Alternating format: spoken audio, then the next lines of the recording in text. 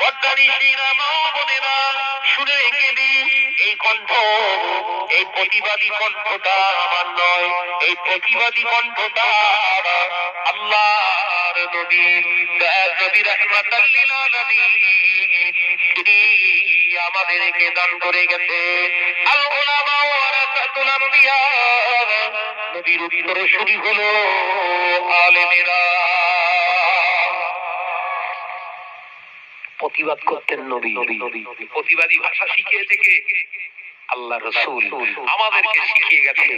আমরা যদি সেই কিতাব পড়ে মাওলানা মলি সাহেব নিজেদেরকে জাহির করি, অবশ্যই বাতিলের বিরুদ্ধে গর্জে ওঠা আমাদের জন্য ফরজ মনে করব। এই কথা ঠিক না বলতে বলে আজকে মুসলিম সমাজ ধোঁকা খাচ্ছে, সমাজ কিভাবে নষ্ট হচ্ছে ধারণা করতে পারবেন না, কিভাবে ধোঁকা দিচ্ছে সমাজকে।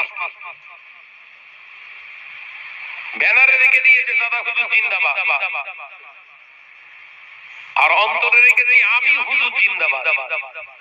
কথা বুঝতে পারছেন? ব্যানারে আছে দাদা হুজুর জিন্দাবাদ, আর ভেতরে আছে আমি হুজুর জিন্দাবাদ।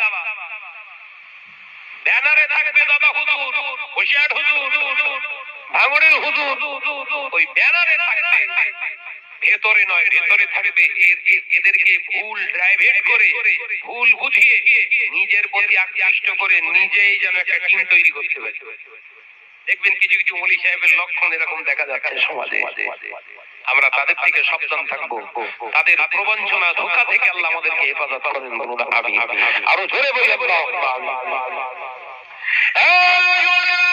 যুবকেরা, ছেলেরা, বাচ্চারা, পর্দানিশীরা, মা বোনেরা, আল্লাহ নবী দোজাহানের বাদশা হাবিবুল্লাহ নবী জনাবে মুহাম্মদুর রাসূলুল্লাহ সাল্লাল্লাহু আলাইহি ওয়াসাল্লাম পাক জবানে দাঁড়িয়ে দিলে আজকে সেই চিত্রটা সমাজে আমরা দেখতে পেয়েছি।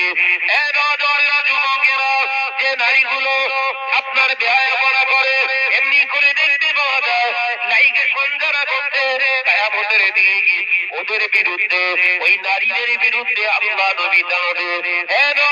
যুবকেরা, ছেলেরা, বাচ্চারা, আমি যে আলোচনা আপনাদের বোঝাচ্ছিলাম, আল্লাহ নবীর কোলে যারা সাহাবীকে রাসূলুল্লাহ বললেন, যাও মা, সন্তানটা প্রসব হোক, সন্তানটা ভালোভাবে দুনিয়ে আসো, দুনিয়ায় আসার পরে অবশ্যই তোমার হদ জারি করা হবে, অর্থাৎ পাথর মেরে তোমাকে অবশ্যই তোমার লক্ষ্যে পৌঁছে দেওয়া হবে।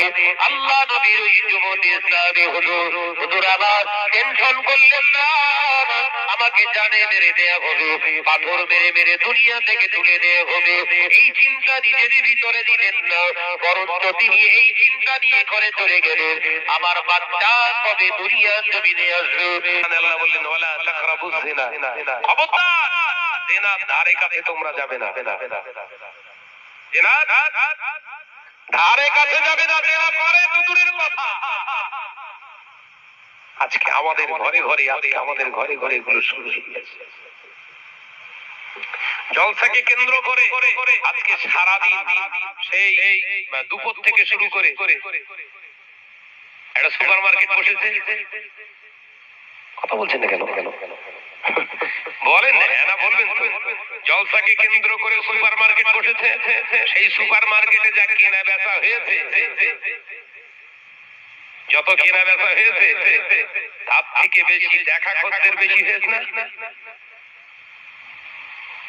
যদি ঠিক মতো কেনা বেচা হতো, কারুর ওই দোকানে মাল থাকতো না। বলতে গেলেই বলে শাহনাজ ভাই বিরাট উল্টো পাল্টা বলে।